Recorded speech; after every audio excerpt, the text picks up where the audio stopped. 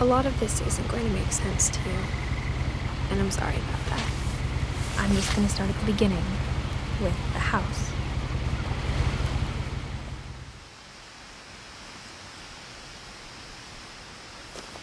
Someone had put up a chain link fence, but it looked like I wasn't the first person to hop it.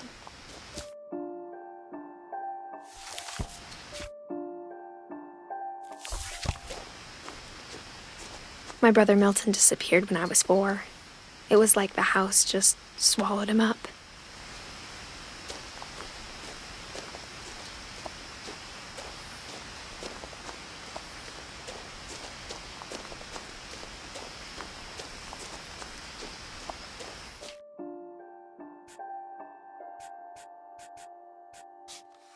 I lived here until I was 11, but I wasn't allowed inside half the rooms.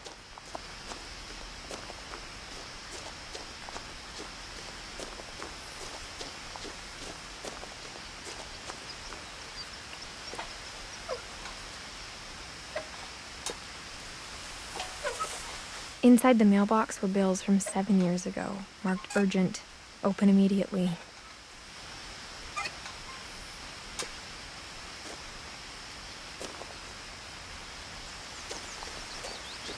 I hadn't been back since my brother Lewis's funeral.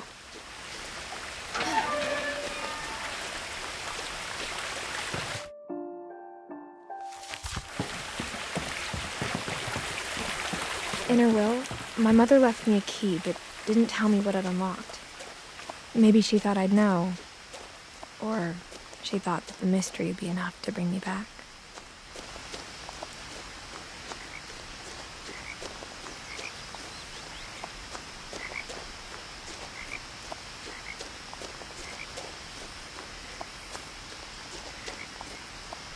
No one had driven this way in a long time, but I saw a few hoof prints.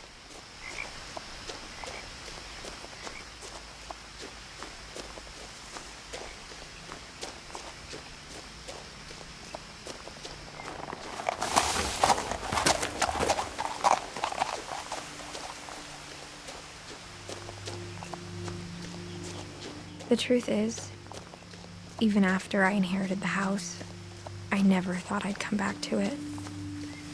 But now I had questions about my family that only the house knew the answers to.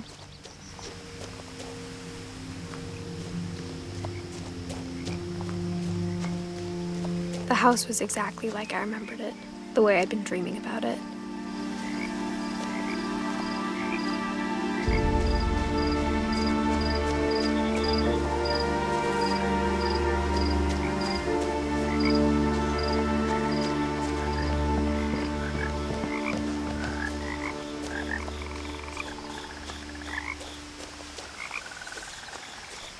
As a child, the house made me uncomfortable in a way I couldn't put into words.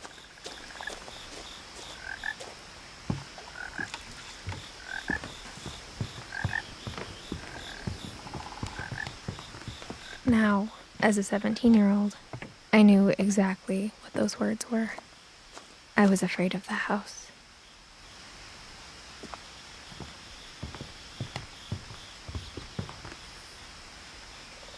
I hoped the key might unlock the front door.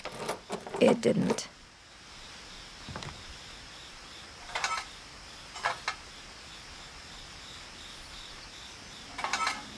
Looking in, I felt like the house itself had been waiting for me.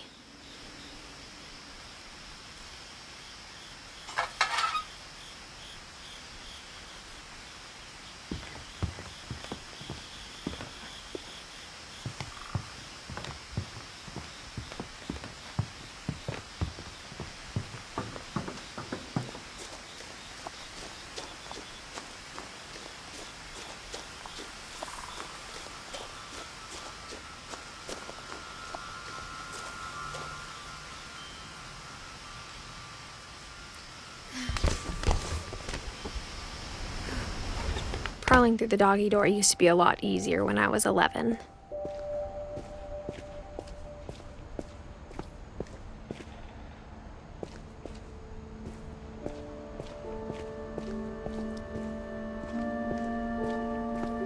For the first time in years, I felt like I was home.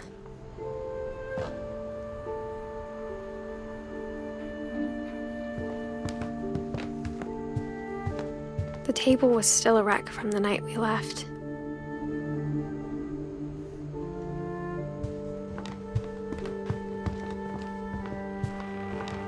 My mom was the only one of us who could imagine Great-Grandma Edie living in a nursing home. It was like a bomb had gone off, killing everyone but sparing the furniture.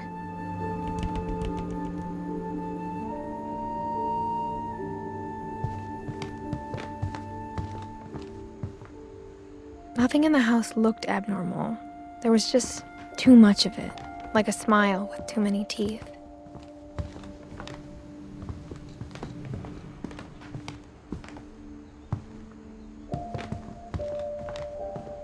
Mom always told me to stay out of the basement, so I wasn't too surprised when the key didn't fit.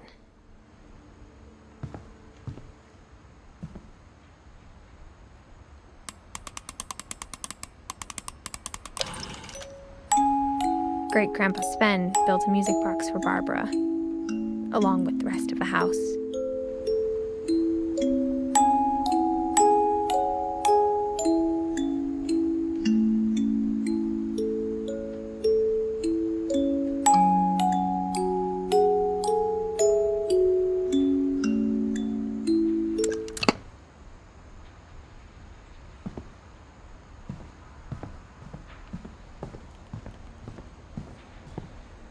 A lot of things got left behind in the whirlwind of that last night.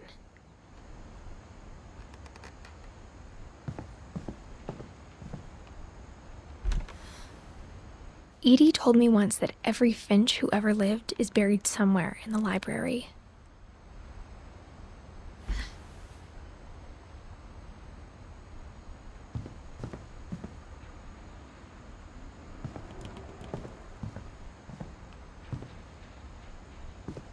After Milton disappeared, Mom sealed up all the bedrooms.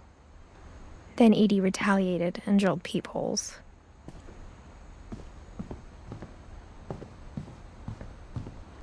I spent a lot of time playing in Great Uncle Walter's room. I think my mom sometimes regretted not sealing it up.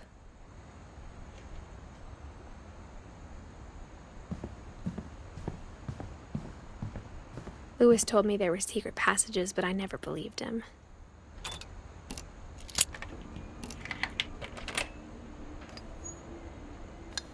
Turns out, my mom was really good at keeping secrets. Now it was time to find out what my mom had been afraid of.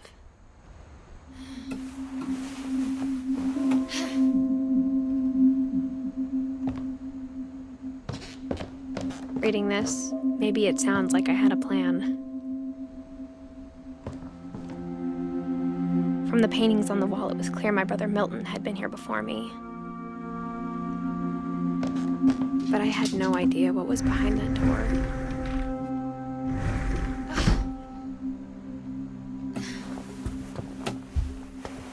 Just like I had no idea where all this was gonna lead.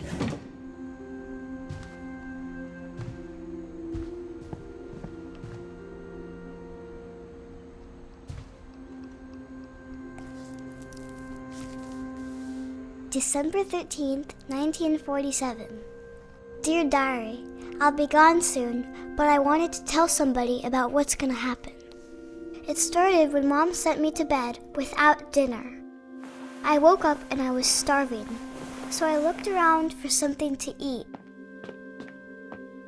The gerbil food was dry, but I didn't mind it.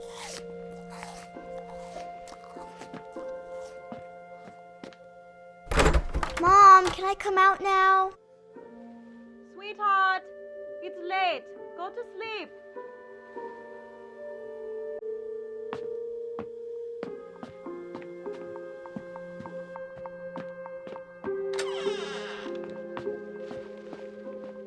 I kept eating and eating.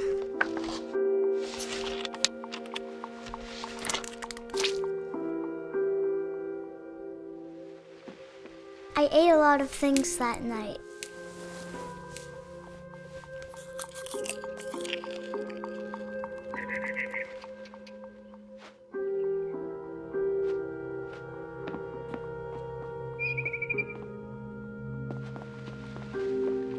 Then I heard chirping outside my window. It was a barn swallow going back to her nest. I reached out for her.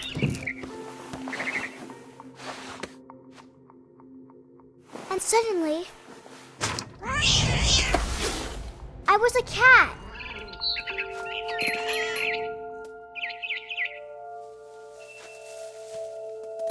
I tried to be quiet, but the bird was really scared.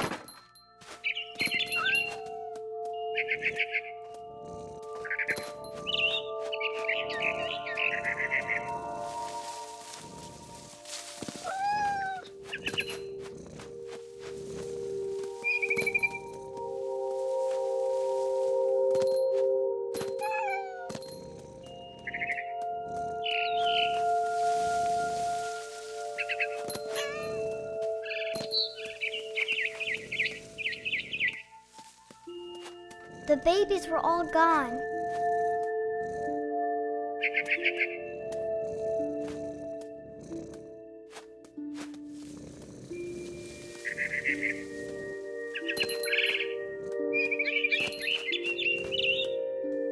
I jumped and I almost got her.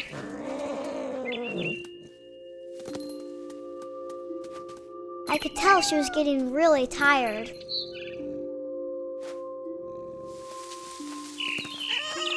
Now I was up in the big tree. I promised Dad I wouldn't climb it anymore. All I cared about was eating that mama bird. I gobbled her up. And suddenly, I was an owl. First, all I heard was the wind. Then I heard little teeth nibbling in the grass.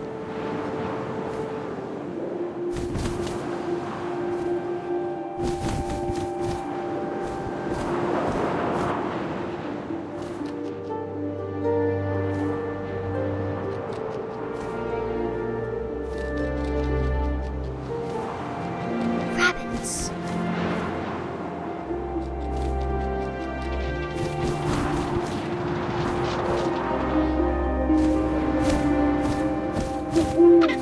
I imagined his face looking up and seeing mine through my talons. I swallowed him up, and I didn't chew one bit. Then I flew off to find something bigger.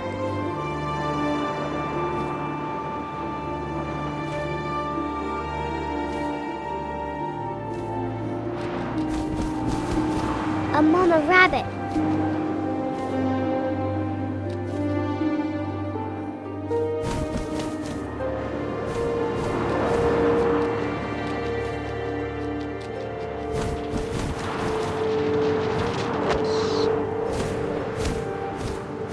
She was almost too big to carry.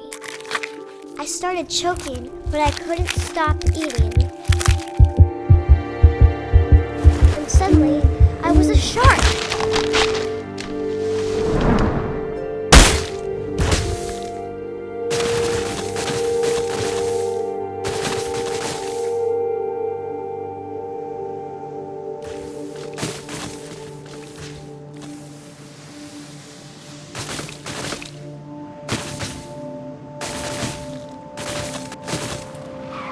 I rolled off a cliff and into the ocean. Now, I was hungrier than ever.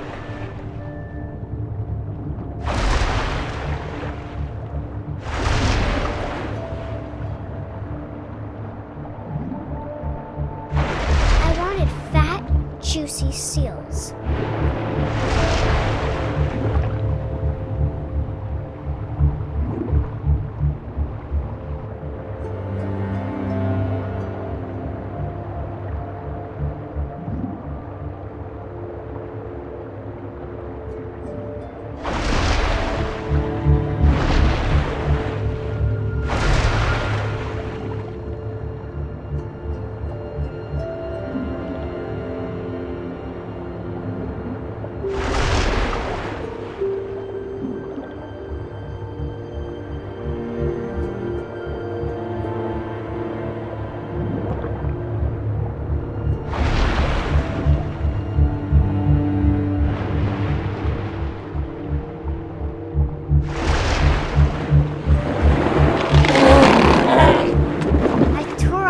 flipper, and it tasted really good.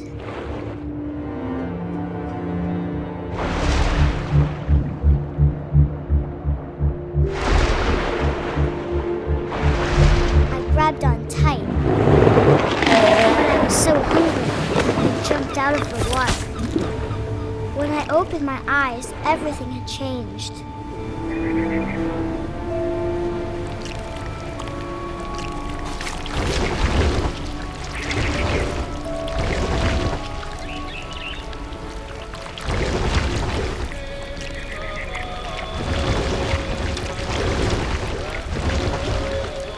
Now I was a monster, and I smelled people everywhere.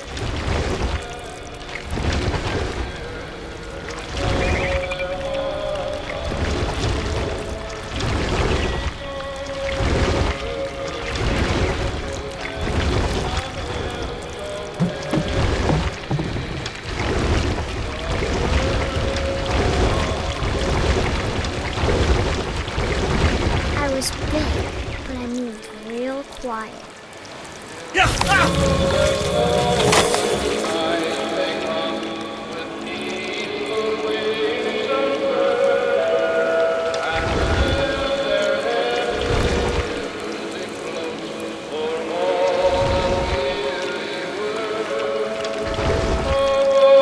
I wanted to stop, but also I didn't. Drunken sailor, what shall we do with a drunken sailor? His belly was rusty, his belly was rusty, his belly was rusty.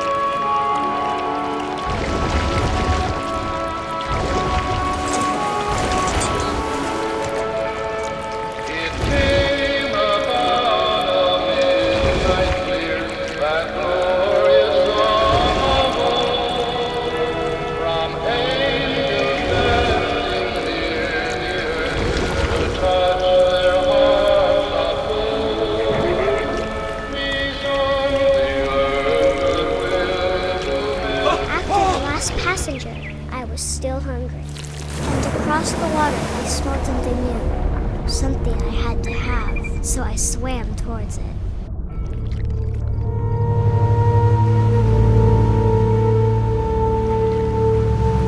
I slithered onto the sand.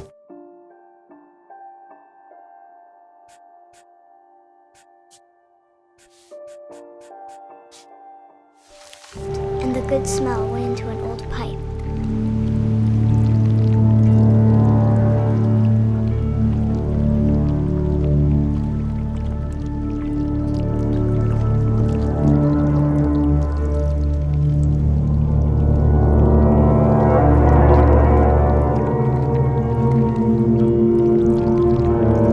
I got closer and closer.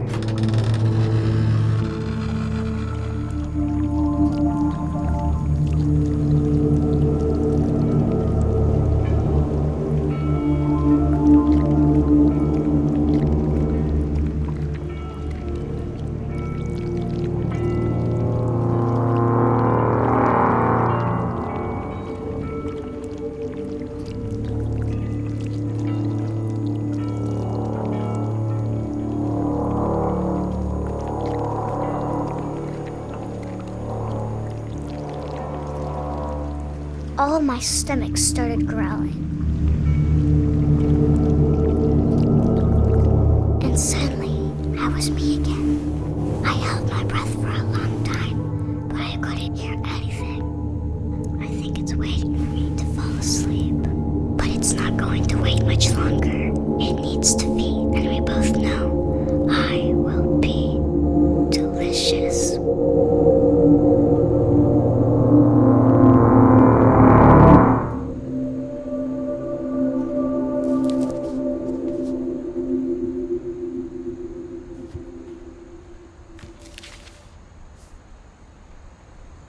I'm not sure if I believed all of that, but I'm sure Edie would have.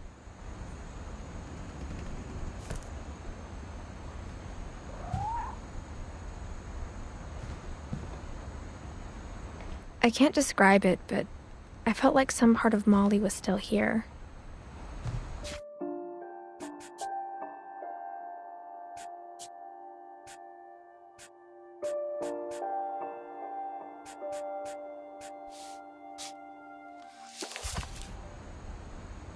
I grew up looking at Molly's room through the peephole.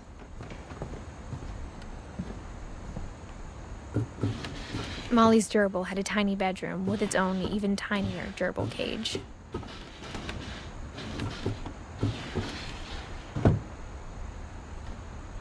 Being inside for the first time, I felt like I'd stepped behind a painting.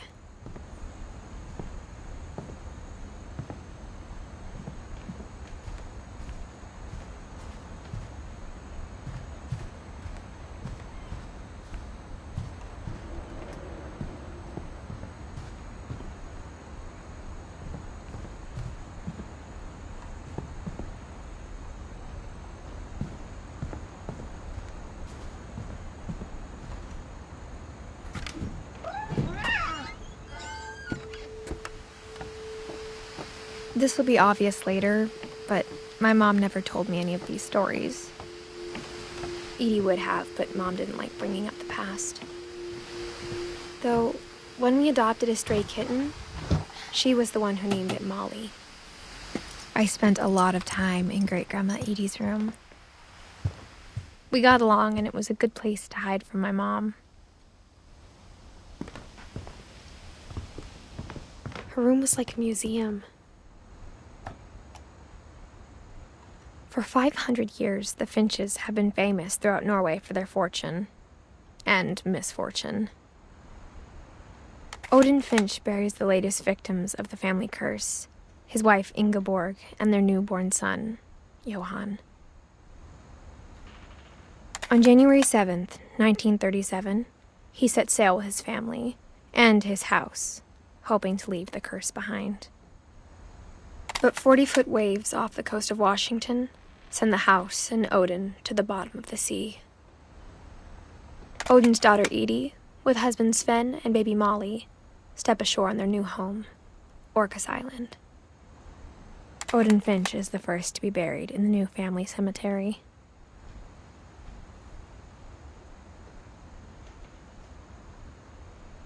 His daughter Edie is already dreaming of a new Finch house.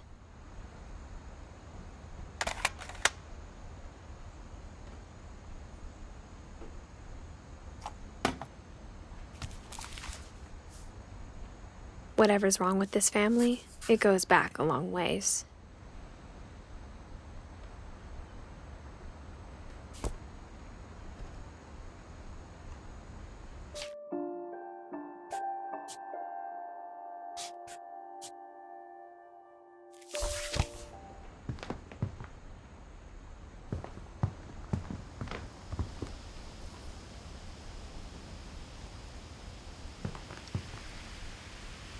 Louis died a week before we left, but Edie had already started to memorialize him.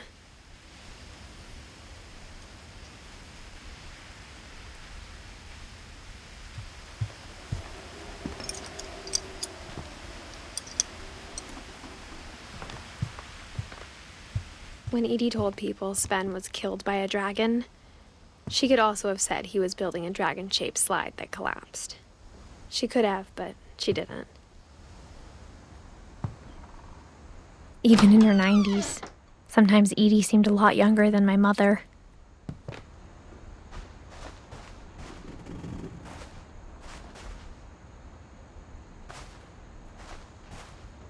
The only trace Grandpa Sam's first wife Kay left on the house was the pink bathroom.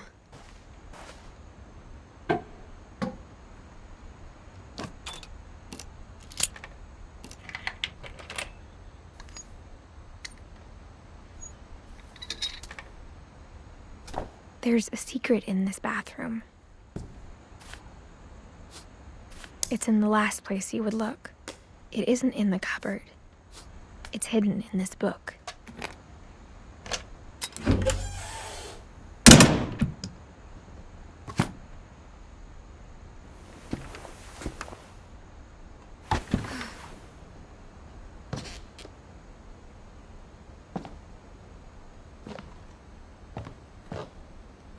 Sven gave Sam an old camera he'd refurbished. He never put it down.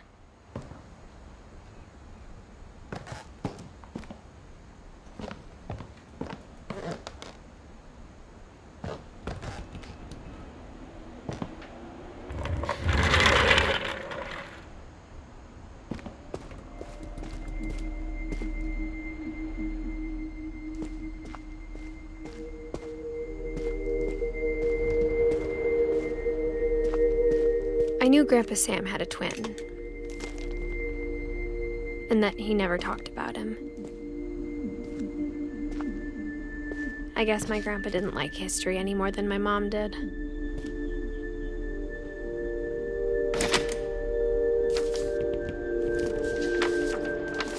How I Want to Remember My Brother by Sam Finch. The thing I remember is that when he made up his mind, that was it.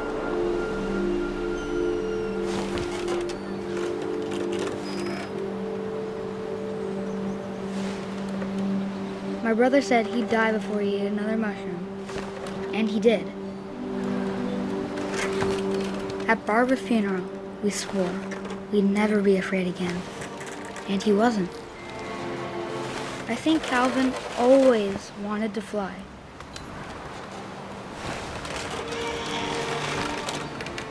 Sam! Calvin! Dinner's ready! Coming!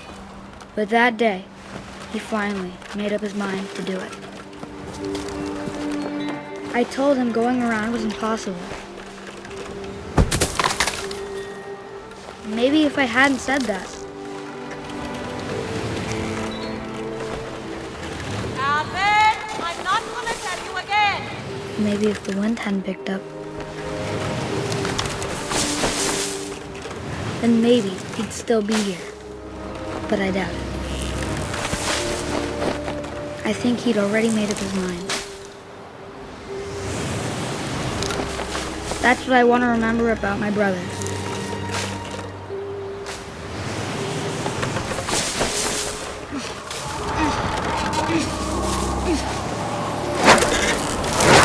The day he made up his mind to fly. And he did.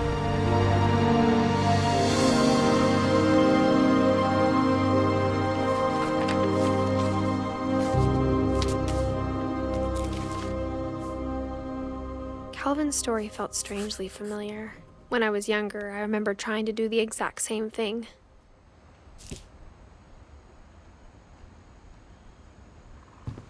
After the funeral, Edie roped off Calvin's half of the room.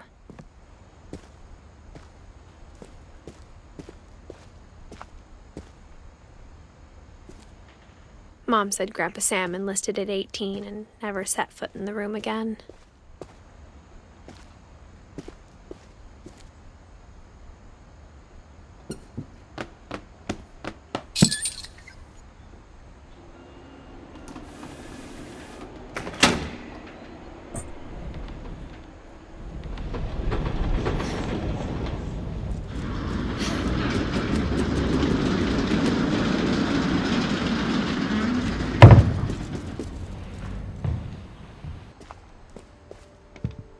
The passages were a pretty tight fit. They'd obviously been built for smaller hands and bellies.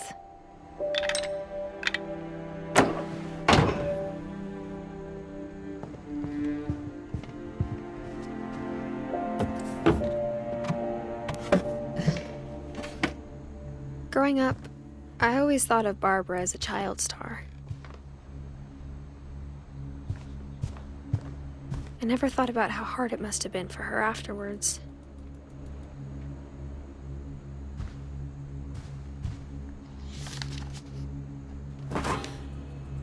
Of all the stories people wrote about Barbara's death, I'm surprised Edie saved this one.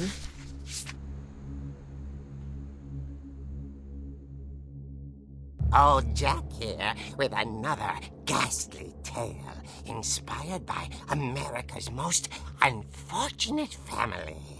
I'm calling it The Surprise Ending of Barbara Finch. As a child star, Barbara was famous for her scream. Now at 16, she was all washed up. A has-been.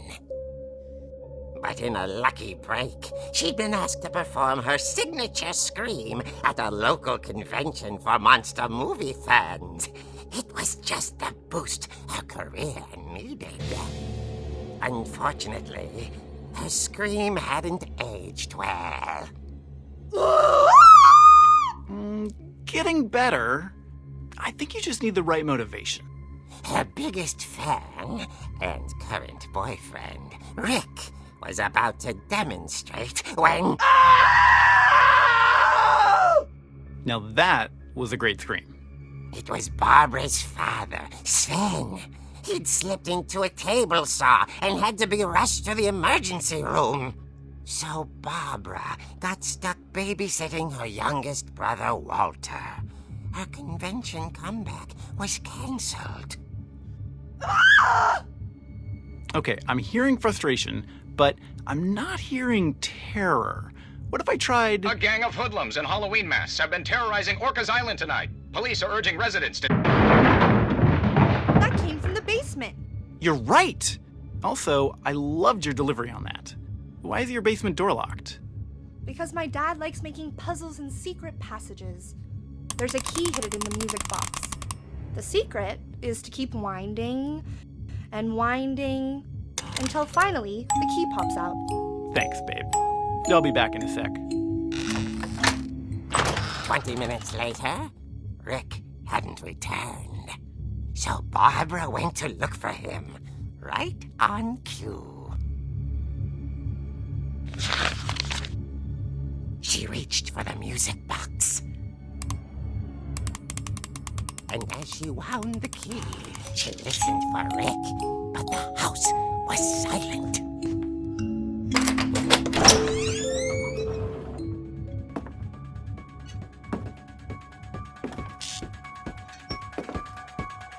She found Rick's crutch and imagined the worst.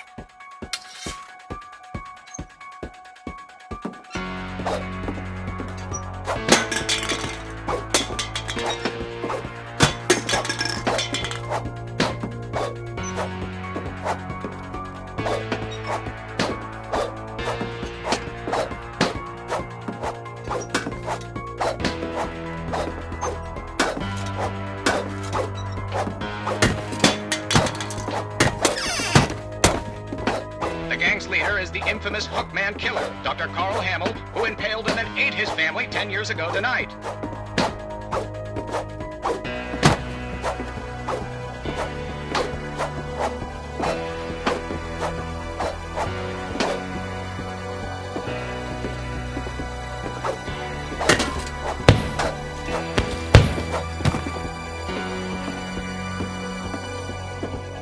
The old fridge rattled and grew still. Oh dear!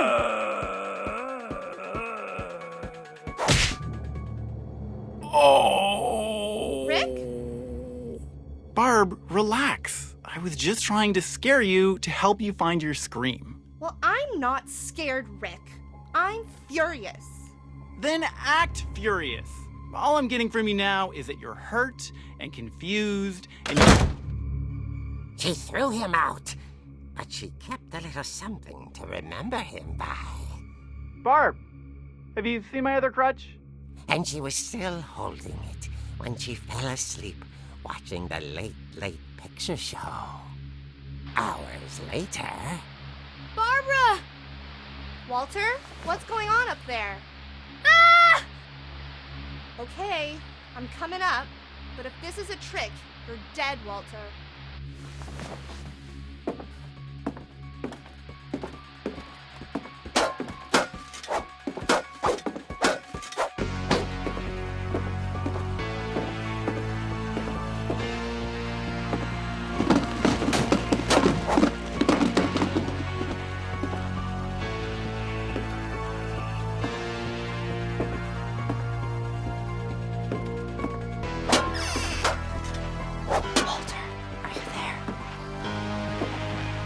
Walter had vanished, but his bedside radio was still on. Orcas Island police describe the man as 6 feet tall, with a steel hook for a hand. Residents are urged to lock all doors and windows and notify the police of any suspicious activity. Barbara turned, saw the hook man, and was speechless. He was quite smashing. And who he was, he couldn't get enough of Barbara. Okay, Barbara, there's gotta be another way out of here.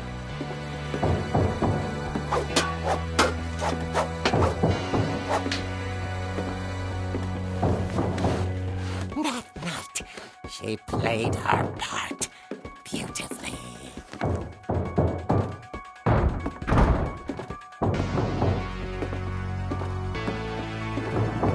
Molly's door hadn't been opened in years. The hinges groaned.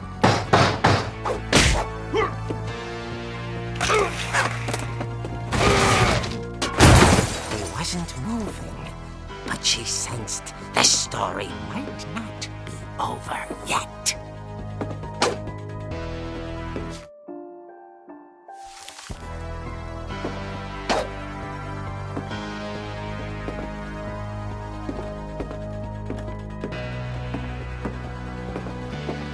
The hookman had vanished. She listened for his breathing, but all she heard was...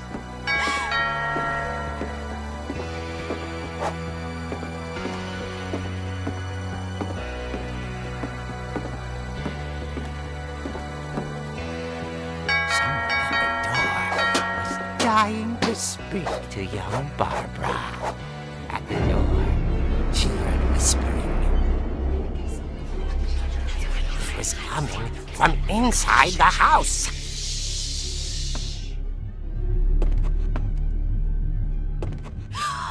Oh dear.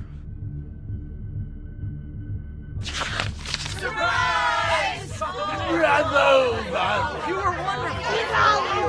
monsters had come to surprise her. For Barbara, it was a dream come true.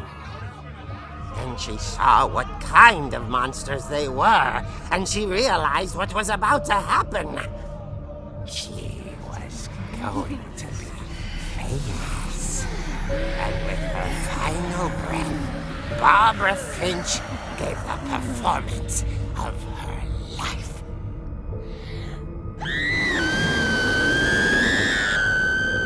I wasn't there myself, but I hear Barbara was magnificent.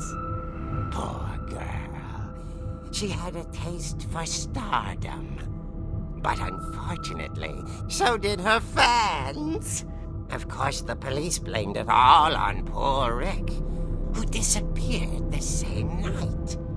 And little Walter? Hiding under his bed the whole time. He took it all pretty hard, but that's another story. As for Barbara, tucked inside the music box is all they ever found of her. Her ear. Now that's what I call a real eerie tale.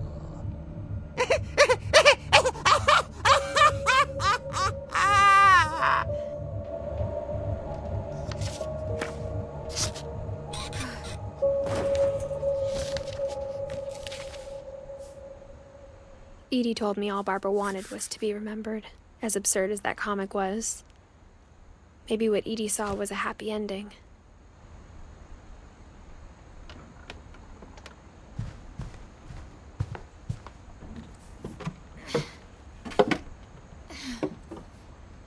I guess now I know why Mom didn't like me playing with the music box.